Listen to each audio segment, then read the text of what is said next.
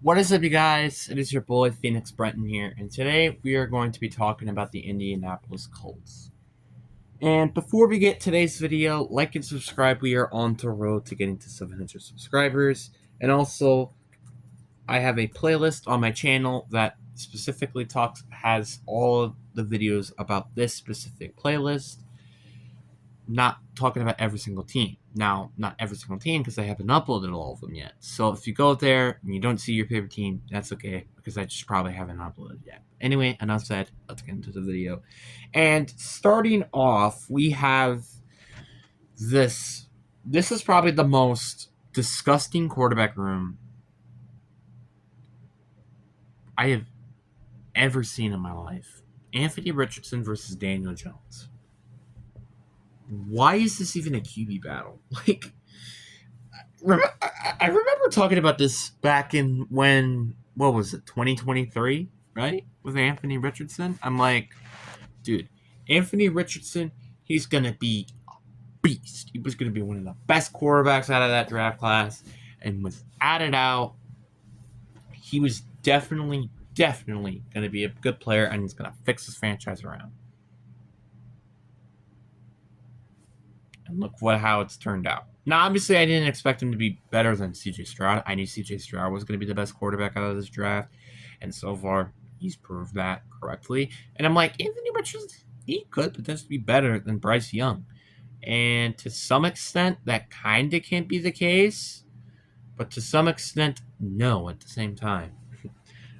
Yeah, I think Anthony Richardson, has won more games in his career than Bryce Young ever has.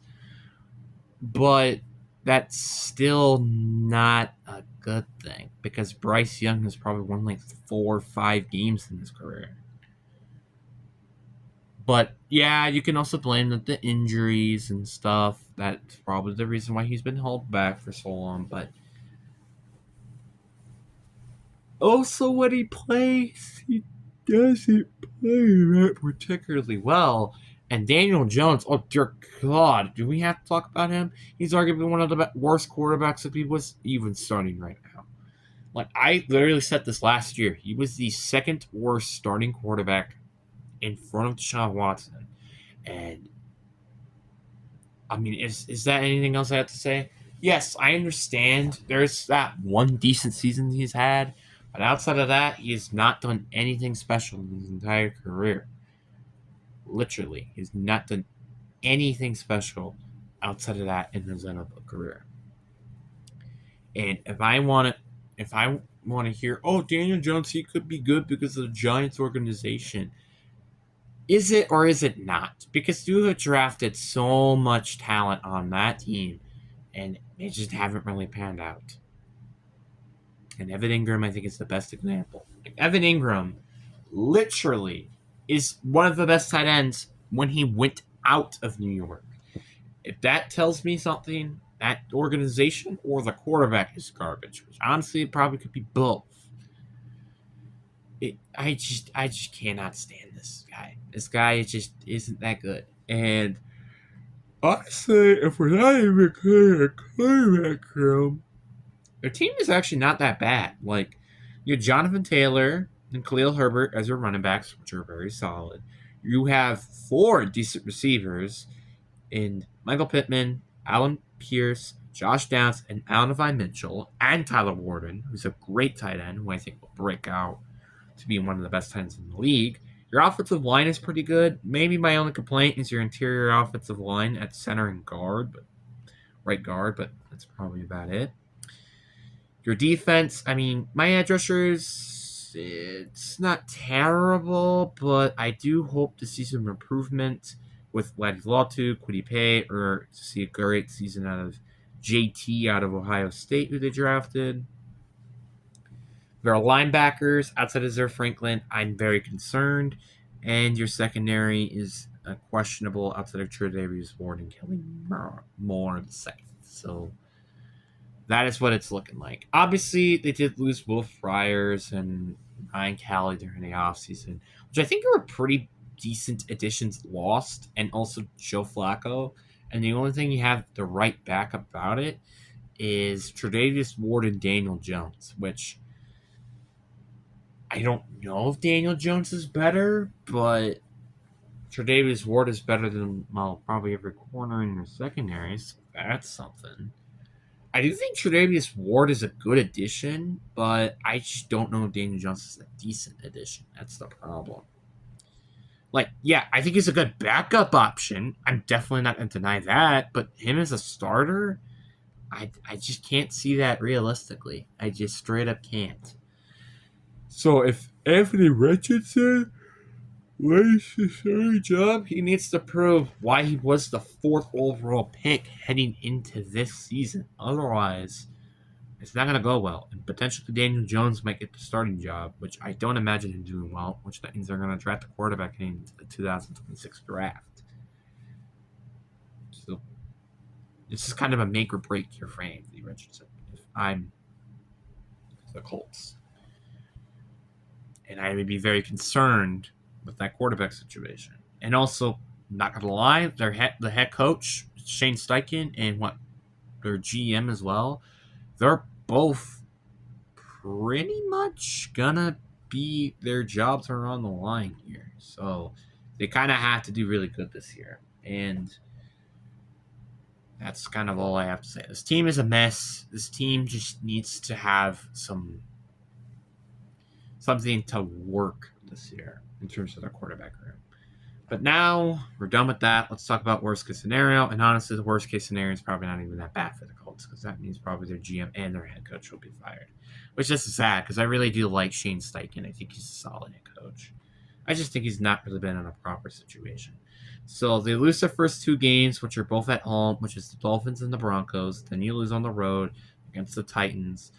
Then you lose on the road again by the Rams. So you go 0-4. Then you get a win at home. Then you lose at home again against Arizona. Then you lose on the road against the Chargers. Then you get a win against Tennessee at home. Then you lose to Pittsburgh. You lose to Atlanta and Germany.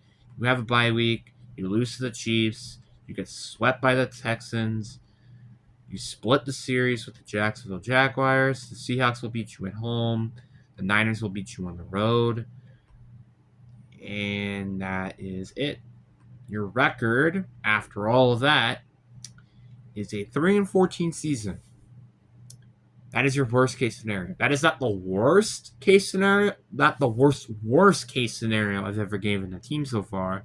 That'd be like 2-15, or 0-17, which I think the Saints had. But that's pretty close to being the worst still. But now let's look at the best case scenario. I think you will get a win at home, but you're still losing to the Broncos. But you're going to still lose to Tennessee on the road. You're still losing to the Rams. But then you win 2 straight right afterwards. Then you lose to the Chargers. Then you beat the Titans. Then I do think you will beat Pittsburgh on the road. You beat Atlanta and Germany, which then you get a bye week, but you still lose to the Chiefs. I do think you will pick up the win at home against Houston, but then you're going to lose against Jacksonville and Seattle still. I still think you're going to lose to San Fran, and you're going to beat Jacksonville at home and then lose to Houston. So, best case scenario, I see this team with an 8-9 record. So, they aren't really in a winning position to me no matter what year. And it sucks because I really think that Anthony Richardson used to be a really good quarterback. Now he just can't. And this, I just can't see this season with a 9-8 record. Like, you're gonna have to tell me, like, you're gonna have to. Well, like, the Broncos game seems to be manageable, but like, you have to go then beat the Rams on the road. You have to beat the Chargers on the road. Like, this is any options, by the way. You have to beat the Chiefs on the road, which, I mean, to be fair, they did that, like, what, last year? Or was that the year before? I think it was the year before. Then you have to beat Jacksonville on the road, which I guess is a little bit manageable. Seattle on the road, that's still going to be tough. Like, probably the only games that I could say that may make you go 9-8 is the Broncos game or the Niners game. Those are the only 2 games that, like, maybe potentially can get you to 9-8, but that's about it. That's about it. So, maybe best case, I see them going 9-8 potentially, but I just cannot see this team going anything higher than that.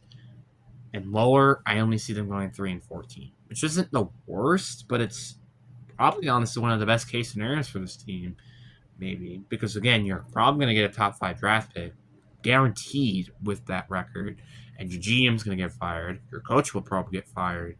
So, I mean, I don't know what is the best case scenario here, but the best case scenario, if your best case scenario is a 9-8 record, I'm probably gonna just go with the no ones. I'd rather the 3-14. That's my opinion. And heck, and probably you would get eliminated in the playoffs before then, so you probably would actually probably get the loss against Jacksonville. Who knows? And lose the Texans, which then you would get 1-16. But whatever. But anyways, guys, I really hope you guys enjoyed this video. Peace.